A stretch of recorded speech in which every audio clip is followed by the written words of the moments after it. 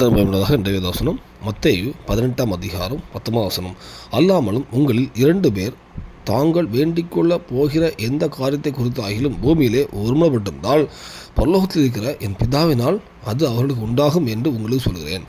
கர்த்தர் பயனுள்ளதாக இந்த வசனத்தை பார்க்கும்போது 2 பேர் பார்ப்போம். 2 பேர் ஒரு விஷயத்தை கற்றுட்டு ப்ரே பண்ண முன்னாடி அதில் ஒருமனப்பட்டிருந்தாங்கன்னா, உண்மையாக முழு இருதயத்தோடு அவங்க ஒருமனப்பட்டு கேட்டாங்கன்னா அது என் பிதாவினால் கிடைக்குன்னு இயேசு சொல்லுவார்.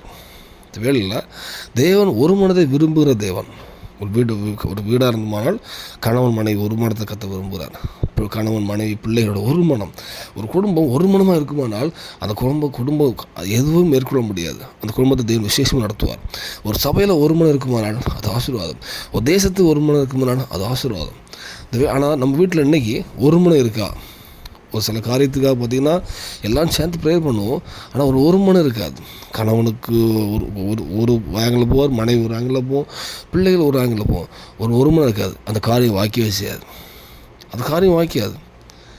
ஸோ ஒரு மனத்து இருந்தால் தான் நமக்கு அது காரியம் வாய்க்கும். வேதம் போட்டிருக்கு, 2 பேர் தாங்கள் வேண்டிக்கொள்ள போகிற எந்த காரியத்தை குறித்தாகிலும் பூமியிலே ஒருமனப்பட்டிருந்தால், எந்த காரியத்தை குறித்தாகிலும் பூமியிலே ஒருமனப்பட்டிருந்தால் பரலோகத்தில் இருக்கிற நீ பூமியில் 2 பேர் ஒருமனப்பட்டு ஒரு காரியத்தை கேட்டால் பரலோகத்தில் இருக்கிற என் பிதாவினால் அது அவர்கள் உண்டாகும்.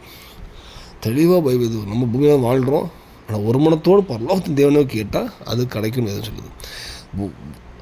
இயேசு கிறிஸ்துக்கு அப்புறம் அப்போஸ்தலர் காலத்தில் அப்போஸ்தலர் 2 எல்லாரும் ஒருமனப்பட்டு இருந்தாங்க. அப்போஸ்தலர் 2ஆவது அதிகாரத்தில் இருக்கும், ஒருமனப்பட்டு கூட்டுறாங்கன்னு எழுதுறது.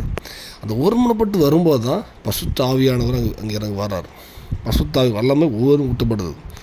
இந்த வேளையில் நம்ம வீட்டில் ஒருமனம் இருக்கா அப்படின்னு நம்ம நிதானித்து பார்ப்போம்.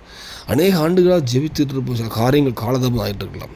ஒருமனம் இருக்குதா அப்படின்னு கேட்போம். ஒருமனம் இல்லைன்னா இன்றைக்கி ஒரு விஷயம் ஒருமனத்துக்காக ஜெபிப்போம், ஒப்புரவாகும்.